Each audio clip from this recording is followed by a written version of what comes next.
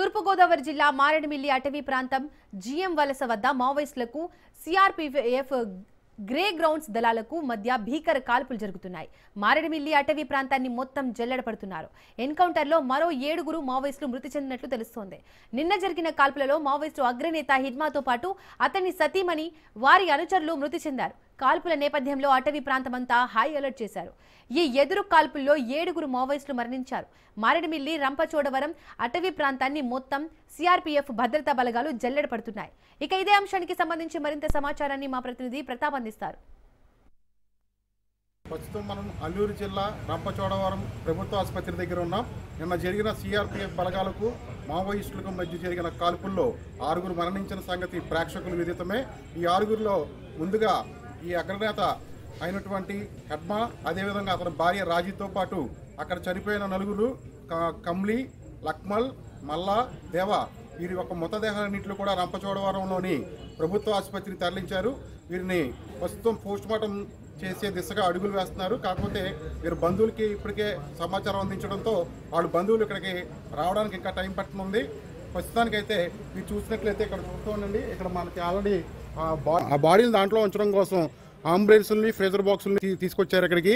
ఇక్కడ మనం చూస్తూనే ఉన్నాం. ఈ చుట్టుపక్కల ప్రాంతం అంతా కూడా పోలీసు యొక్క కనుసరణలో నడుస్తుంది. ఎవరిని కూడా లోపలికి రానివ్వని పరిస్థితి ఏర్పడింది. అదేవిధంగా ఇక్కడికి ఇప్పటికే ఫోరెనిక్స్ సంబంధించినటువంటి నిపుణులు కూడా ఇక్కడికి వచ్చారు.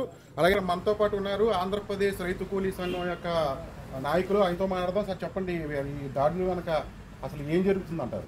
ఇది పూర్తిగా ఆపరేషన్ కాగార్లో భాగంగా నరేంద్ర మోడీ, అమిత్ షాజీ గవర్నమెంట్లు ఆపరేషన్ కగార్లో భాగంగా చేస్తున్నటువంటి పచ్చి ఊచకోత, పచ్చి రక్తపుకుడు. ఈ యొక్క సెలయర్లన్నీ కూడా గోదావరి ప్రవాహం కాకుండా రక్తం ప్రవహించే విధంగా ఇవాళ ప్రభుత్వం వ్యవహరిస్తున్నాయి. ఇది కావాలని ప్రభుత్వంలో చేయిస్తున్న హత్యలు, ఇక్కడున్న ఆదివాసీల పాదాల కింద ఖనిజ సంపదను తీసుకోవడం కోసం ప్రభుత్వం ఈ విధంగా చేస్తూ ఉంది. గౌరవ సుప్రీంకోర్టు వారు, వివిధ హైకోర్టుల వారు కూడా ఈ యొక్క శరీరాలని, భౌతిక గాయాలని చాలా జాగ్రత్తగా టెక్నాలజీ ఉపయోగించి కాపాడాలని చెప్తున్నప్పటికీ కూడా ఎన్నో సందర్భాల్లోనే ఈ యొక్క ప్రజలకు ఇవ్వకుండా, బంధువులకు ఇవ్వకుండా, తమ కడచారి ప్రజల కోసం చూసుకోకుండా చేస్తూ ఈ యొక్క సేవలను కూడా కాలబెట్టే విధానం గత చూస్తున్నాము. చరిత్ర పడున్నా చూస్తూ ఉన్నాము. అంతేకాకుండా ప్రభుత్వాలు ఏవి కూడా ఈ భారత పౌరులు చంపొద్దు అని చెప్పేసి కొన్ని వందల సార్లు గౌరవ సుప్రీంకోర్టు వారు తీర్పిచ్చినా సరిగానే లెక్క పెట్టకుండా మన పౌరులు మాత్రం చంపుతున్నారు.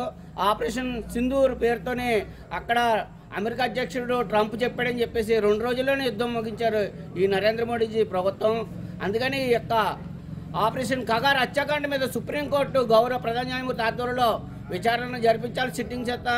అదేవిధంగా పార్లమెంట్ కూడా జేసీపీ విచారణ జరిపించాలని అఖిల భారత రైతు కూలీ సంఘంగా సంయుక్త కిసాన్ మోర్చాగా మేము డిమాండ్ చేస్తూ ఉన్నాం ఈ గవర్నమెంట్ని.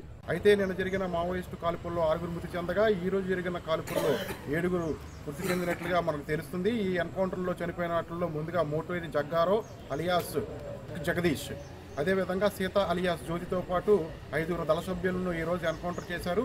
దాంట్లో 4 ఆడవాళ్ళు కాగా 3 మగవాళ్ళు అని చెప్పి ఇప్పుడు మనకు సమాచారం తెలుస్తుంది. త్వరలోనే ఇక్కడికి డెడ్ బాడీస్ అన్నీ కూడా ఇక్కడికి తరలించనున్నారు. ఇక్కడ ప్రస్తుతం అయితే ఈ ఆసుపత్రి దగ్గర భారీ భద్రతా ఏర్పాట్ల మధ్య ఎవరిని కూడా లోపలికి ప్రవేశించకుండా చూస్తున్నారు. కెమెరామెన్ మారుతితో ప్రతాప్, రిపోర్టర్ రంపచోడవరం నుంచి.